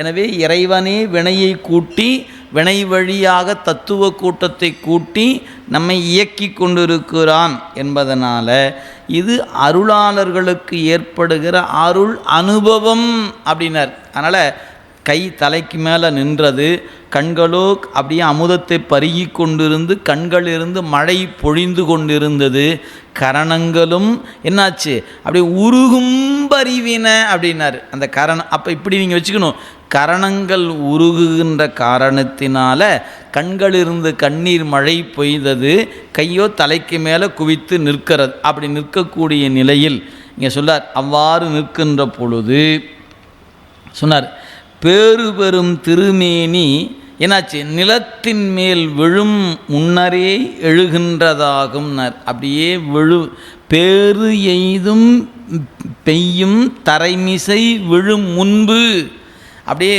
விழுந்து பணிவதற்கு முன்பே பேறு பெறுகின்ற நிலையில் நிற்கக்கூடிய உணர்வு. இவ்வாறு நிற்கக்கூடிய நிலையில் மின் தாழ் சடையோடு நின்று ஆடும் ஐயன், அந்த பெருமானுடைய சடை மின் ஒப்பாக இருக்கக்கூடிய சடை. எனவே மின் போல தாழ்ந்து விளங்குகின்ற சடையோடு ஆடுகிற பெருமானுடைய அந்த திருநடனத்தை கும்பிடுகின்ற அவருடைய ஆர்வம் பெருகிக்கிட்டே இருக்குங்களாம். எனவே பெருகும் நிலை அளவிட முடியாதாயிற்றினர். எனவே ஆர்வம் பெருகுதல் அளவு இன்றால், இப்படி அவர் வாட்டுக்கு கூத்தப்பெருமானை கண்டு தொழுது வணங்கி திளைத்து அப்படியே இருக்கிறார். எப்படி உன்மத்தர் போல் இருக்கிறார்னு நினச்சிக்கோங்களேன். நம்ம சொல்லணும், அப்படி தான் சொல்லணும். அப்படியே அந்த பெருமானை பார்த்து ஆனந்தத்தில் அப்படியே ஒரு பைத்தியக்காரனை போல அப்படின்னு சொல்லலாம். அந்த போல் ஆனந்தத்தில் திளைத்திருப்பது, இறைவனை தவிர வேறு சிந்தனை இல்லாத நிலையில் திருவருளை திளைத்து நிற்கிறார் திருநாவுக்கரசு பெருமான். அப்படி நிற்கும்போது என்ன அவருடைய உணர்வுகள் பாருங்கள். இத்தன்மையர் பலமுறையும் தொழுது எழ, இத்தன்மையர் பலமுறையும் தொழுது எழ என்று எய்தினை என மன்றாடும் மன்று ஆடும் அத்தன் திருவருள் பொழியும் கருணையின், அத்தன் திருவருள் பொழியும் கருணையில் இருந்த திருமொழி பாடி மெய்த்தன்மையினில் விருத்த திருமொழி அத்தன் திருவருள் பொழியும் கருணையினால் பெற்றிட வரும் ஆனந்த மெய்த்தன்மையில் விருத்த திருமொழி பாடி பின்னையும் மென்மேலும் சித்தம் பெருகிய பரிவால் இன்புறு திருநேரிசை மொழி பகர்கின்றார். இங்கே திருநாவுக்கரசு பெருந்தகை கூத்தனை காணும்போது அவருக்கு ஏற்பட்ட அனுபவத்தை 2 பதிகத்தில் அருள் செய்திருக்கிறார். 2ஐயும் ஒரே பாட்டில் முகந்து அனுபவத்தினுடைய தன்மையை சொல்லுகிறார் தெய்வச்சேக்கிழார் பெருந்தகை. இப்போ பெருமானை பார்க்கிறார். இத்தன்மையினால் பலமுறை தொழுது எழ, கை குவித்த நிலையில் கண்களிலிருந்து கண்ணீர் மழை பெய்த நிலையில் விழுந்து எழுந்து விழுந்து எழுந்து விழுந்து எழுந்து பலமுறை அப்படின்னு சொல்லுகிறார். அப்போ ஒரு முறை தொழலை, பல முறையும் விழுந்து எழுந்து பணிந்தார். அப்படி பணிந்த நிலையில் அவருடைய உள்ளத்தில் பெருமான் அவரை பார்த்து என்ன கேட்டாராம், எப்பொழுது வந்தாய் அவர் கேட்குறார், என்று எய்தினை, எப்பப்பா வந்த அப்படின்னு பெருமான் கேட்டாராம். நீங்கள் அப்போ போய் நாம் போய் கூத்தனை போய் கண்ணீர் பெருக்கோடு கைதொழுது நிற்க அவர் நம்மளை பார்த்து எப்போ வந்தேன்னு கேட்குற அளவுக்கு தொழுவுமா நாம்? அது அந்த பேர் அன்பு நிலைக்கு தான் பொருந்தும். அதனால் அவரை பார்த்து இறைவன் கேட்டது அவரால் உணர முடிகிறது. எப்போ வந்த அப்படின்னு கேட்குறாரு பெருமான். அப்படி கேட்ட உடனே அவர் கேட்ட அந்த வினாவுக்கு ஒரு பதிகம், இது எங்கே இருக்குதுன்னு விடை சொல்ல போகிறார். அப்படி இறைவன் என்னை எப்பொழுது வந்தாய் என்று கேட்டார் என்பதை திருவிருத்தத்தாலும், இப்போத்தான் சாமி வந்தேன், எதுக்கு வந்தேன் தெரியுமா அப்படிங்கிற விடைய ஒரு பதிகத்தாலும், இப்போ பெருமான் தன்னை வினவியது திருவிருத்தத்தில் வைத்து காட்டியவர், தான் வந்ததன் நோக்கத்தை திருநேரிசை பாடி வெளிப்படுத்தினார் என்று சேக்கிழா பெருமான் 2 பதிக குறிப்பை கொடுத்துட்டார். அப்படியே அந்த பாடலுடைய வரிகளை பார்த்து கொள்ளுங்க.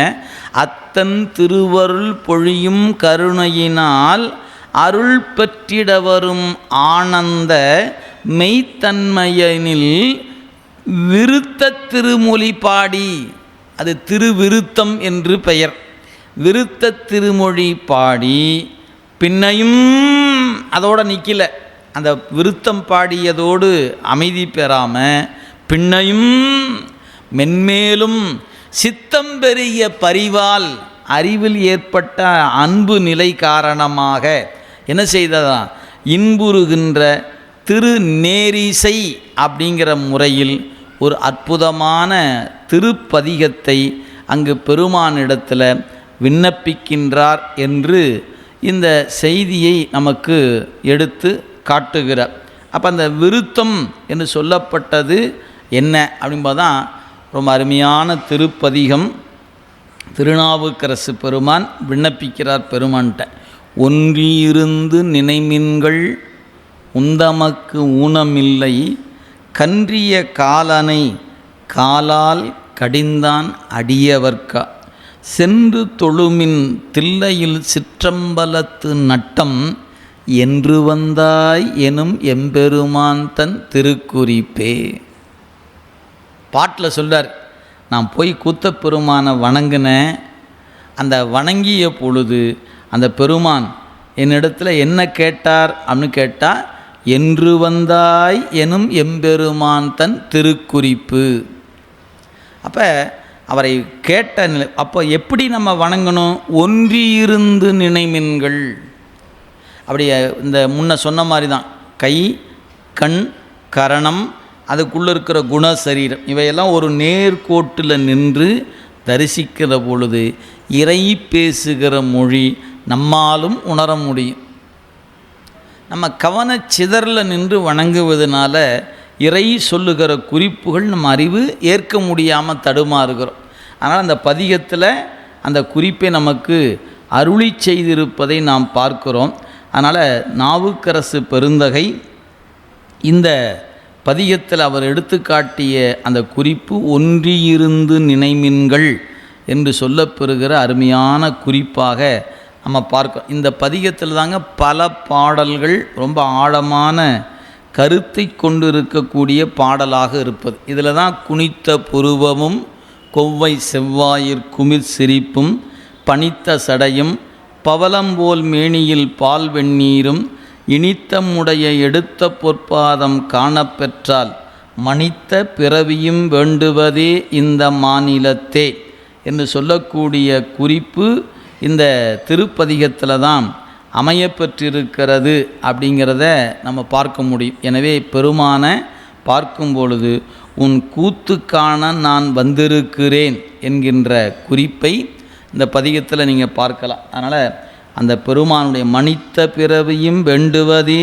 இம்மாநிலத்தே என்று சொல்லக்கூடியது, படைக்கலமாக உன் நாமத்து எழுத்தஞ்சி என்னாவிற்கொண்டேன், இடைக்கலமல்லேன் எழுபிறப்பும் உமக்கு ஆட்செய்கேன், துடைக்கினும் போகேன் தொழுது வணங்கி தூநீரணிந்து உன் அடைக்கலம் கண்டாய் அனிதில்லை சிற்றம்பலத்து அரணே.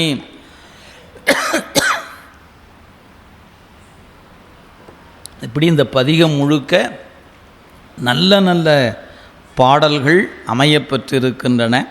அவசியம் நீங்கள் திருநாவுக்கரசு பெருமானுடைய அந்த பதிக நோக்கில் அதை நீங்கள் பார்த்தீங்கன்னா அதை நீங்கள் நன்கு விளங்கி கொள்ள முடியும். அந்த வகையில் நம்முடைய திருநாவுக்கரசு பெருந்தகை இந்த திருப்பதிகத்தை போற்றி பரவுகின்ற நிலையில் என்று வந்தாய் என்று கேட்டதற்கு 10 பாட்டு, எப்பப்பா வந்த அப்படின்னு சொல்லக்கூடிய அந்த குறிப்பை 10 பாடல்களில் நமக்கு எடுத்து அருள் செய்திருக்கிறார் என்பதை நாம் பார்க்கிறோம். மனித்த பிறப்பு நோக்கமே கூத்தனுடைய எடுத்த பொற்பாதம் காணப்பெறுதலே அப்படிங்கிறத நமக்கு எடுத்து அருள் செய்திருப்பதை பார்க்குறோங்க. அப்படி பாடிய பிறகு இது வினாவாக எப்பப்பா வந்தேன்னு கேட்டதுக்கு இந்த பாட்டு. சரி, நான் இதுக்கு தாப்பா வந்திருக்கிறேன் அப்படிங்கிறதுக்கு என்ன பதில் சொன்னார் அப்படின்னா, திருநேரிசை என்கிற அந்த யாப்பில் அதற்கு விடை கொடுத்தார் என்று குறிப்பிடுகிறார். அந்த திருநேரிசை என்று வரும்போது அவர் கொடுத்த பதில் என்ன அப்படிங்கும்போது சொல்றார். இது சேக்கிழா பெருமானை பாட்டில் எடுத்து காட்டுகிறார்.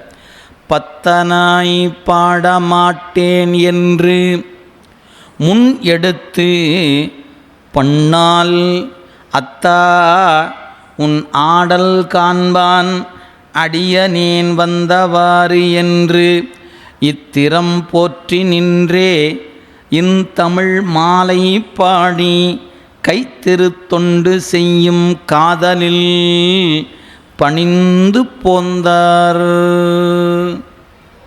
இந்த குறிப்பு பார்த்தீங்கன்னா இதுகாரும் சொல்லி வந்த யாப்பின் நடையை மாற்றுகிறார்.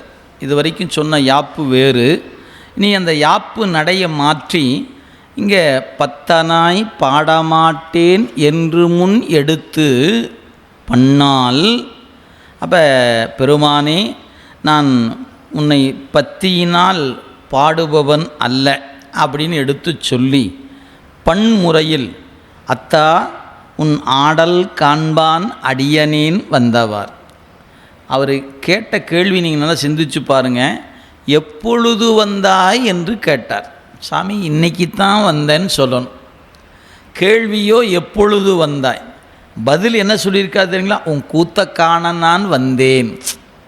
அப்போ ஒரு கேள்வி மட்டும் சாமி கேட்கலன்னு தெரியுது. எப்பொழுது வந்தாய்? இப்போ தான் சாமி வந்தேன். எதுக்குப்பா வந்த?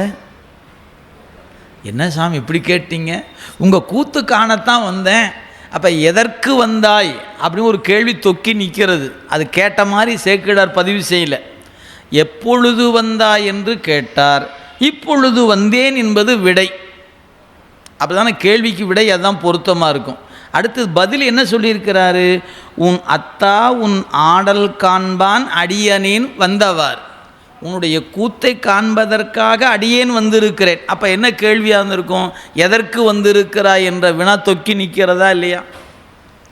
அப்போ அந்த பதிகம் நீங்கள் பார்த்தீங்கன்னா திருநேரிசை என்பது, திருநேரிசை 6 சீர் அமைந்திருக்கக்கூடிய 4 வரி பாடலுங்க. அந்த பண் அமைப்பு எதுவோ அதே பண் அமைப்பில் இந்த செய்தியை சொல்ல எடுத்துக்கொண்ட யாப்பையும் அப்படியே வச்சுக்கிட்டார்.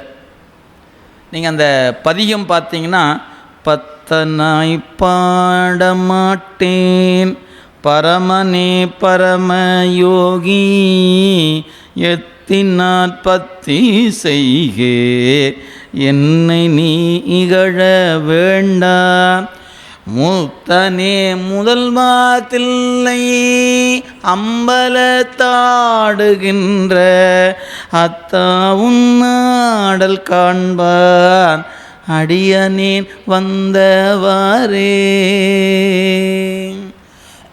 இது அவங்க பாடுகிற முறை. அப்படியே இந்த பாட்டை வச்சு பார்த்தீங்கன்னா, பத்தனாய் பாடமாட்டேன் என்று முன் எடுத்து பண்ணால் அத்தா உன்னாடல் காண்பான் அடியனேன் வந்தவாறென்று இத்திறம் போற்றி நின்றே இந்தமிழ் மாலை பாடி கைத்திரு தொண்டு செய்யும் காதலில் பணிந்து போந்தார். இந்த யாப்பு அவர் எந்த யாப்பை பயன்படுத்தி இந்த பதிகத்தை பாடினாரோ அதே யாப்பில் செய்தியை சொல்வதற்கும் சேக்கிழார் பெருமான் எடுத்துக்கொண்டார். எல்லா பதிகத்தையும் அப்படி எடுத்துக்கொள்ளலை. சில பதிகங்கள் தெய்வ சேக்கிழார் பெருந்தகையால் அந்த யாப்பினுடைய அமைப்பிலேயே எடுத்துக்கொள்ளப்பட்டிருக்கிறது என்பதை நீங்கள் தொடர்ந்து நுணுகி பார்த்து கொண்டு வந்தீங்கன்னா நீங்கள் அப்படி பார்க்கலாம். அப்படிப்பட்ட வகையில் இந்த பாட்டு அமையப்பெற்று நாம் இதுவரைக்கும் பார்த்த வகையில் கூற்றாய் எனவார் அப்படி தான் அமைந்திருந்தது. அதுபோல் தான் சுண்ணவெண் சந்தான சாந்தும் அப்படிங்கிற பதிகத்தினுடைய யாப்பில் தான் அந்த வரலாற்று செய்தியும் பதிவு செய்தார்.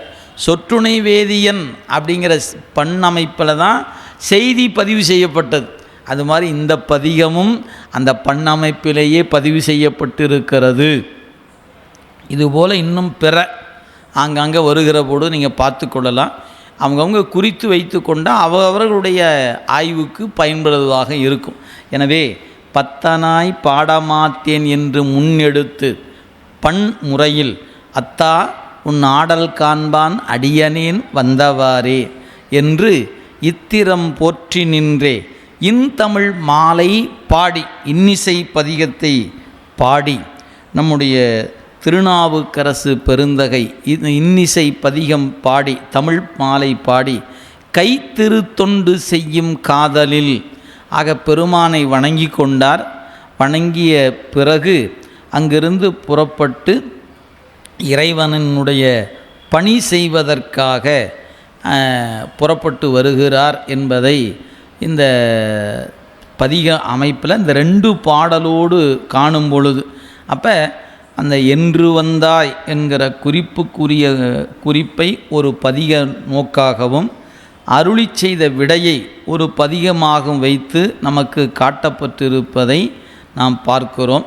அதில் நிறைய பாடல் நான் முன்ன சொன்ன மாதிரி நீங்கள் முதல் பதிகம் எடுத்துக்கொண்டாலே அந்த 10 பாட்டில் ஏறத்தாழ ஒரு 6 அல்லது 7 பாடல்கள் நெஞ்ச தைக்கக்கூடிய பாடல்களாக இருப்பன. நான் ரொம்ப 2 மட்டும்தான் சொன்னேன் உங்களுக்கு. நீங்கள் பதிகத்தில் ஆழமாக நோக்குனீங்கன்னா ரொம்ப அருமையான குறிப்புகள் இருப்பதை நீங்கள் பார்க்க முடியும். வாய்த்தது நந்தமக்கு ஈதோர் பிறவி மதித்திடுமின் தில்லையில் இந்த பதிகத்திலாம் பாடியிருக்கிறார். இந்த பிறவி கிடைத்தற்கரிய வாய்ப்பு மறந்துடாதீங்க. வாய்த்தது நந்தமக்கு ஈதோர் பிறவி இங்கே இந்த பதிகத்துக்குள்ளே தான் அந்த செய்தியும் இருக்கிறது. அதனால் பெருமானுடைய அந்த கூத்து காணுதல் பிறவியின் பயன் என்பதை அற்புதமாக எடுத்து சொல்லப்பட்ட குறிப்பை நீங்கள் பார்த்து கொள்ள முடியும்.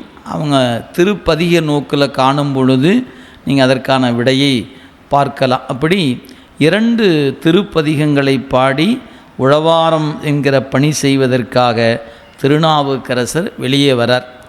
நீடு மணியின் சோதி நிறை திருமுன்றில் ஆடும் ஆடுயர் கொடிசூல் பொன் தேர் அணி திருவீதி உள்ளும் கூடிய பணிகள் செய்து கும்பிடும் தொழிலர் ஆகி பாடிய புனித வாக்கின் பணிகளும் பயிலச் செய்வார். நம்முடைய திருநாவுக்கரசு பெருந்தகை இந்த திருவீதி பணி செய்ய வெளியே வந்திருக்கிறார். முன்ன சொன்னார் சிவமே விளங்கிய திருவீதி அப்படின்னு சொன்னார். அதை நீங்கள் மறுபடியும் நினைவுபடுத்திக்கொள்ளணும். திருநாவுக்கரசு பெருமான் திருக்கோயில் கூத்தப்பெருமான் ஆடுகிற இடத்தில் மட்டும் உழவாரம் செய்யவில்லை. தில்லையில் அந்த பெருமான் தேரோடி வருகிற 4 வீதியும் உழவாரம் செய்திருக்கிறார் என்கிற குறிப்பு சேக்கிழார் பெருமானால் முகந்து எடுத்து காட்டப்பட்டிருக்கிறது. இப்போ தேரோடுகிற வீதி என்பதனால் அந்த வீதியும் அப்பர் சுவாமிகள் உழவாரம் செய்திருக்கிறார் அப்படிங்கிறத நம்ம பார்க்குறோம். சொல்றார் நீடிய மணியின் சோதி நிறை திரு முன்றில் மாடும். அவர் எங்கெல்லாம் பணி செய்தார்? அந்த முன்று அப்படின்னா பெருமான் ஆடுகின்ற இடத்துக்கு முன்பு அப்படிங்கிற இடத்துல இருக்கிற பகுதியெல்லாம் பணி செய்தார். முன்றின் மாடும் அந்த இடத்திலும் ஆடு உயர் கொடிசூல் பொன் தேரணி திருவீதி உள்ளும் திருவீதி எத்தகைய வீதி? தேரணி திருவீதி, தேர் வருகிற 4 வீதிகள். அந்த தேரணி திருவீதி உள்ளும் என்ன செய்தார்? கூடிய பணிகள் செய்து, என்ன அளவு நிறைவாக பணி செய்ய முடியுமோ அவ்வளவு நிறைவான பணியினை கூடிய பணிகள் செய்து கும்பிடும் தொழிலராகி. எனவே அங்கே வெறும் உழவாரம் மட்டும் செய்து கொண்டு இருக்கல, அப்படி செய்து கொண்டு இருக்கிற அந்த காலத்தில் தேவாரமும் பாடி வழிபாடு செய்தார். அப்போ அந்த பெருமானை அவர் திருவீதி பணி செய்கிற காலங்களில் அல்லது முன்றில் பணி செய்கிற காலங்களில் அவர் பாடியதாக அப்படி நீங்கள் பார்த்தீங்கன்னா 5ஆம் திருமுறை குறுந்தொகை, தில்லையில் அவர் பாடிய குறுந்தொகை பதிகம் மிக அற்புதமான குறிப்புகளை உடையது. 5ஆம் திருமுறையுடைய குறுந்தொகை பதிகம். அதில் தான் நமக்கு வரக்கூடிய அன்னம்பாலிக்கும் தில்லை சிற்றம்பலம் பொன்னம்பாலிக்கும் மேலுமி பூமிசை என் அன்பு ஆலிக்குமாறு கண்டு இன்புற இன்னும் பாலிக்குமோ இப்பிறவியே. சிந்திச்சு பாருங்கள், அந்த திருப்பதிகத்தில் எவ்வளவு நுட்பத்தை திருநாவுக்கரசர் அந்த ஒரு பதிகத்தில் கொடுத்துருக்கிறார் அப்படின்னு நீங்கள் அந்த பதிகம் முழுக்க பார்த்தே தெரியுங்க. ஏன்னா என்னுடைய உடம்பில் உயிர் உள்ள காலம் வரை இந்த கூத்தப்பெருமானை என்னுடைய நெஞ்சம் எப்போதும் தழுவி நிற்கும் என்ற ஒரு அழகான குறிப்பும் நீங்கள் அதை பார்க்கலாம். நான் நிலாவி இருப்பன் என் நாதனைம்பர், என் உடம்பில் உயிருள்ள காலம் வரையிலும் என்னுடைய நெஞ்சு அவனையே நாடி நிற்கும். ஊனடைந்த உடம்பின் பிறவி என்று சொல்லி அப்பர் நம்முடைய தெய்வ சேக்கிழார் கொடுத்திருப்பார். அதுபோல் இந்த திருப்பதிகத்தில் சொல்லுகிற பொழுது நம்முடைய அப்பர் சுவாமிகள் அந்த ஊனில் உயிர்க்கும் பொழுதெல்லாம் ஊனில் உயிர்க்கும் பொழுதெல்லாம் நான் நிலாவி இருப்பன் என் நாதனை என்ற ஒரு குறிப்பு இந்த அன்னம்பாலிக்கும் தில்லை சிற்றம்பலம் இந்த திருப்பதிகத்தில் அவர் அருளியிருப்பதை நீங்கள் காண முடியும். அது மட்டுமல்ல, அந்த பதிகத்தில் நமக்கு வினையால் எப்படி இருந்தாலும் ஒரு நாள் நாம் மரணம் என்ற ஒன்றை நோக்கி செல்வோம். அன்றைக்கி சொந்தக்காரங்களாம் கூடி நின்று நம்ம அழுது நெருப்பில் கொண்டு போட்டு நம்மளை எரிப்பாங்க. இப்படி எல்லாரும் கூடி எரிப்பதற்கு முன் திருச்சிற்றம்பலம் சென்றடைந்து இமினே. என்றைக்கு இருந்தாலும் ஒரு நாளைக்கு போகத்தான் போகிறோம். எது? வினையின் காரணமாக இந்த சுற்றத்தார்கள் நம்மை எரி சுற்ற கிடந்தார் என்று நம்மை சுற்றி அழுவதன் முன் திருச்சிற்றம்பலம் சென்று சேர்மின் என்று அறிவுறுத்துகிறார். இதே பதிகத்தில் தான் அல்லல் என் செய்யும், அருவினை என் செய்யும், தொல்லை வல்வினை தொன்பந்தான் என் செய்யும், தில்லை மாநகர் சிற்றம்பலவனார்க்கு எல்லையில்லதோர் அடிமை பூண்டேனுக்கே. துன்பம் எனக்கு வினை என்ன பண்ணிடும்? அல்லல்னா துன்பம், அருவினைனா வினை, எளிதில் நீங்கக்கூடியதல்ல, கடுமையான வினை. ஆக துன்பமும் துன்பத்துக்கு காரணமான வினையும் என்னை என்ன பண்ணிடும்? ஏன் போப்பா, என் கூத்தப்பெருமான் இருக்கிறார், அவர் பார்த்துக்குவார். ஏன்? அவர் கொண்ட அடிமை திறம் எல்லைப்படாத அடிமை. நாமெல்லாம் ஒரு எல்லைக்குட்பட்ட அடிமையில் நிற்பவங்க. நம்ம அந்த பாட்டைத்தான் நம்ம மனப்பாடம் பண்ணி வச்சுக்கலாம், நல்லா இசையோடு பாடி வச்சுக்கலாம், அது ஒன்றும் குறையில்லை. ஆனால் அந்த பாட்டில் சொல்லப்பட்ட வண்ணம் இறைவன் மீது அன்பு செலுத்துவதற்கு நமக்கு இன்னும் நிறைய தடைகள் இருக்கிறது. அது நம்ம வாங்கி கொண்டு வந்த வரம் அப்படின்னா சொல்லிக்கணும். அதுக்கு வேறு ஒன்றும் சொல்லுவதுக்கு வழி இல்லை. ஏன்னா நாமெல்லாம் எல்லைக்குட்பட்ட அன்பைத்தான் பெருமான் மீது செலுத்துகிறோமே ஒழிய எல்லைப்படாத அன்பை நம்ம செலுத்தலை.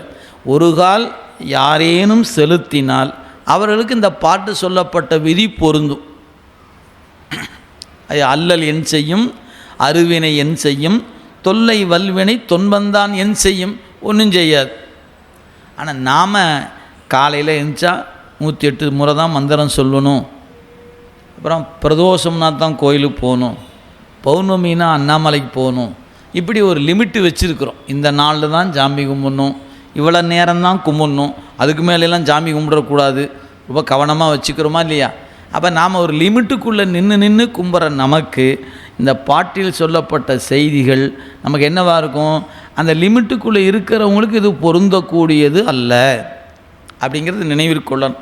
இந்த பாட்டில் தான் ஒரு பாட்டில் சொல்கிறாரு, திருமாலும் பிரமனும் இந்த பெருமானை கூத்த பெருமானை காண்பதற்கு தேடுகிறார்கள், அவங்க பார்த்துருவாங்களா அப்படின்னு கேட்குறார்.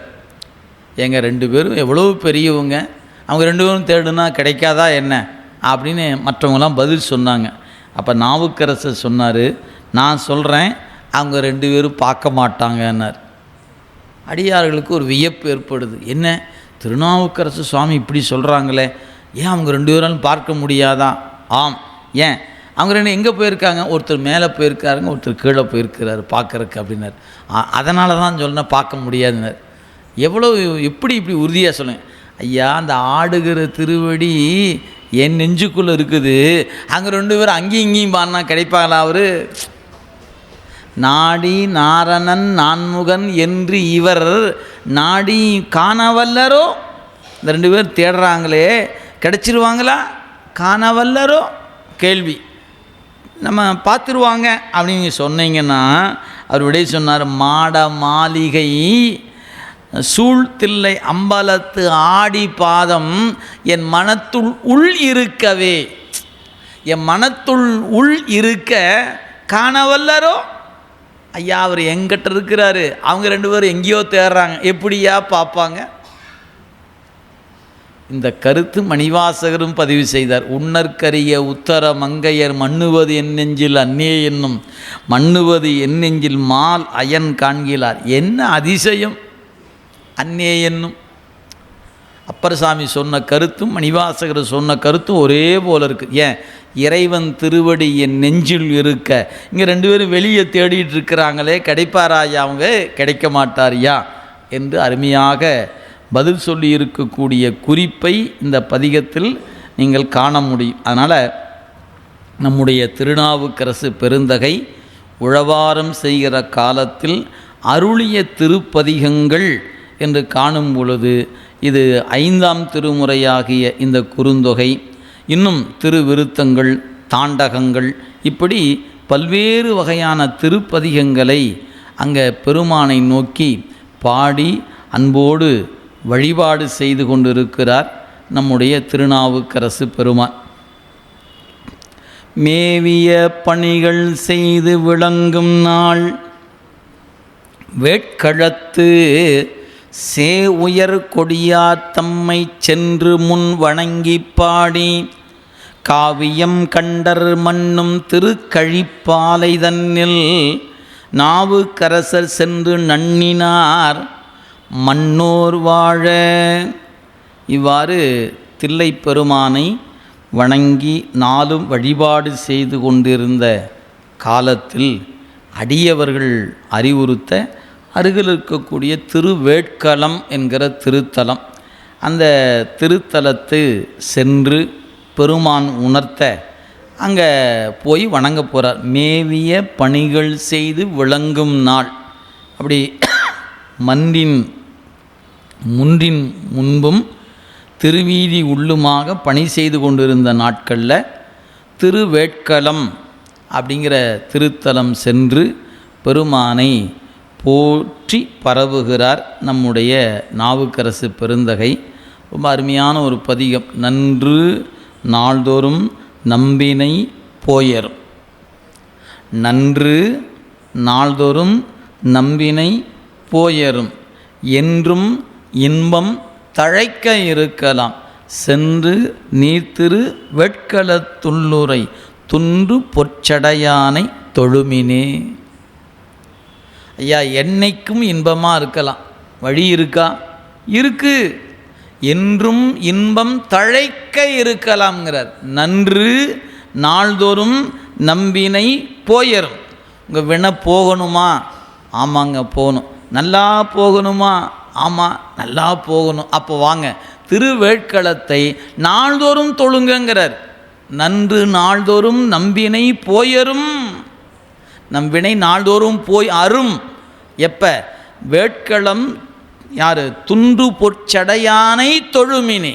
ஆக வேட்களத்து உள்ளுரை துன்று பொற்சடையானை தொழுமினே நன்று நாள்தோறும் நம்பினை போயரும் என்று அழகான குறிப்பை தருகின்ற அந்த திருப்பதிகத்தை பாடி வழிபாடு செய்கின்றார் நம்முடைய திருநாவுக்கரசு பெருந்தகை. எனவே அந்த நாவுக்கரசு பெருந்தகை போற்றி பரவுகிற நிலையில் அவர் திருவீதியில் பணிந்து வழிபாடு செய்கின்ற நிலையில் குறுந்தொகை முதலான திருப்பதிகங்களை அவர் பாடுகிற செய்தியை நமக்கு எடுத்து காட்டிய நிலையில் வேட்களம் சென்று தொழுகிறார் என்று பார்க்கிறார். எனவே அந்த ஆனந்த கூத்தினை கண்டு வணங்கி உழவாரம் செய்த நாட்களில் வேட்களம் சென்று பெருமானை போற்றி பரவுகிறார். அப்படி அந்த பதிகம் பாடிய பிறகு அருகில் இருக்கக்கூடிய திருத்தலம் நமக்கு சொல்கிறார். இந்த பதிகத்தில் சொல்லும்போது திருக்கழிப்பாலை. இந்த கழிப்பாலை அப்படிங்கிற அந்த திருத்தலத்தில் ஒரு திருப்பதிகம் அங்கும் பெருமானை நோக்கி பாடுகிறார். அந்த திருப்பதிகத்தை பாடி அந்த பெருமானை போற்றி பரவுகிறார். அந்த பதிகத்தில் நம்முடைய நாவுக்கரசு பெருந்தகை தன்னுடைய நெஞ்சம் பறிகொடுத்த நிலை அப்படிங்கிறத அந்த பதிக குறிப்புகளில் உணர்த்துவதை நாம் காண முடிகிறது. எனவே அந்த பெருமானை கழிப்பாலை தன்னில் நாவினுக்கரசு சென்று நன்னினார் மண்ணோர் வாழ. மண்ணில் இருக்கிற நம்போன்றவர்கள் வாழ்வதற்காக அந்த கழிப்பாலை பெருமானை சென்று தொழுகிறார். தொழும்பொழுது ஒரு திருப்பதிகம் பாடுகிறார். அந்த பதிகம் என்ன என்று சேக்கிழார் பெருமான் முகந்து காட்டுகிறார். சினவிடை ஏறு உகைத்து ஏறும் மணவாள நம்பி கடல் சென்று தாழ்ந்து வனபவல வாய் திறந்து வானவர்க்கும் தானவனே என்கின்றாள் என்று அணைய திருப்பதிகம் உடன் அன்புரு வன் தமிழ் பாடி அங்கு வைகி நினைவு அறியா தமை போற்றி நீடு திருப்புலியூரை நினைந்து மீழ்வார் சொல்றாரு. சினவிடை ஏறு உகைத்து ஏறு மணவாள நம்பி. பெருமானை சொல்லும்போது மணவாள நம்பி என்று குறிப்பிடுகிறார். எனவே கோபமுடைய இடப வாகனத்தில் விரும்பி ஏறுகின்ற மணவாள கோலமுடைய நம்பியாகி இறைவருடைய பாதத்தை தொழுது அங்கே அவர் பாடிய பதிகம் சேக்கிழார் பெருமான் அப்படியே எடுத்துக்கிட்டார். வனபவல வாய் திறந்து வானவர்க்கும் தானவனே என்கின்றாளாம். இதாங்க பதிய தொடக்கமே. இதுதான் 4ஆம் திருமுறை பதிய தொடக்கமே இந்த வரி தான். அதாவது இந்த பதிகத்தில் நீங்கள் எடுத்து பார்த்தீங்கன்னா ஒரு எப்படி சொல்லலாம், அகத்துரை பாடல் என்று பெயர். அதாவது ஒரு தாய் தன் பெண் குழந்தையை பார்த்து பரிதவிப்பது போல இந்த பதிகம் அமைய பெற்றிருக்கிறது. என்ன குறிப்பு அப்படின்னு கேட்டால், தன்னுடைய வீட்டில் இருக்கக்கூடிய அந்த குழந்தை வளர்ந்து வந்தாங்க. அங்கே கழிப்பாலையில் இருக்கிற பெருமான் திருவீதி உலா வந்தார். வீட்டுக்குள்ளே இருந்த பெண் அந்த பெருமானை காண்பதற்காக வந்தோடனே அந்த பெருமானை தரிசனம் பண்ணுனா. அங்கே இருக்கிற அடியார்கள் கூட்டம் எல்லாரோடும் கலந்துருந்தா. அவர் போயிட்டார். போன பிறகு இந்த பெண் அவர் மேலேயே பைத்தியமாக நிற்கிறாளாம். எப்போ பார்த்தாலும் அவனை பற்றியே பேசி கொண்டு இருக்கிறாள். வனவவல வாய் திறந்து, அப்படியே சிவந்த வாய், செவ்வாய் உடைய வாய் திறந்து என்ன சொல்லுகிறாள் அப்படின்னா, அவர் யார் தெரியுமா? தேவருக்கெல்லாம் தலைவர் தெரியுமா? வானவர்க்கும் தானவனே என்கின்றாளாம். முதல் வரி மட்டும்தான் இப்போ பார்க்குறோம். நீங்கள் பதிகம் எடுத்து பாருங்கள்.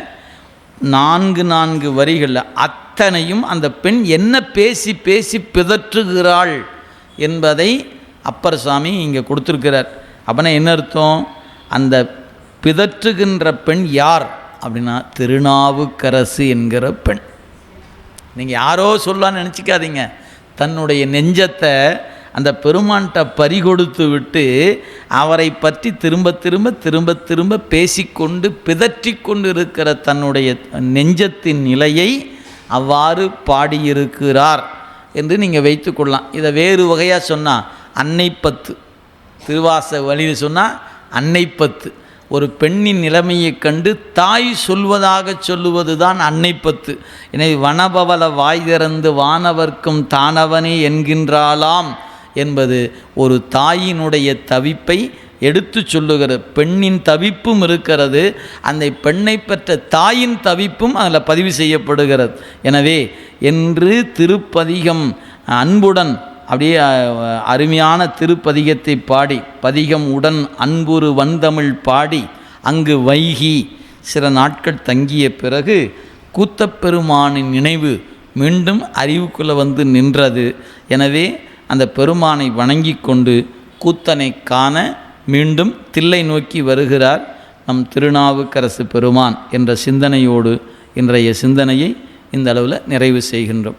என்றும் இன்பம் பெருகும் இயல்பினால் ஒன்று காதலித்து உள்ளமும் ஒங்கிட மன்றுளார் அடியார் அவர் வான் புகழ் நின்றது எங்கும் நிலவி உலகெலாம் வான்முகில் வழாது பெய்க மலிவலம் சுரக்க மன்னன் கோன்முறை அரசு செய்க குறைவிலாது உயிர்கள் வாழ்க நான் மறை அறங்கள் ஒங்க நல் தவம் வேள்வி மல்க மேன்மைகள் செய்வ நீதி விளங்குக உலகமெல்லாம் மேன்மைகள் செய்வ நீதி விளங்குக உலகமெல்லாம் மேன்மைகள் செய்வ நீதி விளங்குக உலகமெல்லாம்.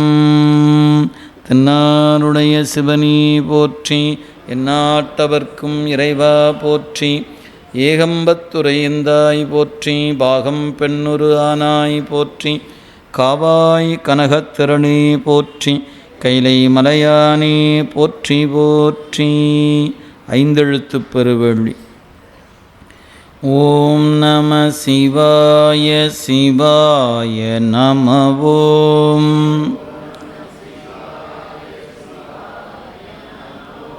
ஓம் நம சிவாய சிவாய நம. ஓம்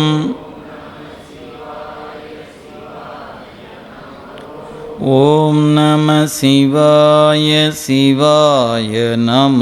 ஓம்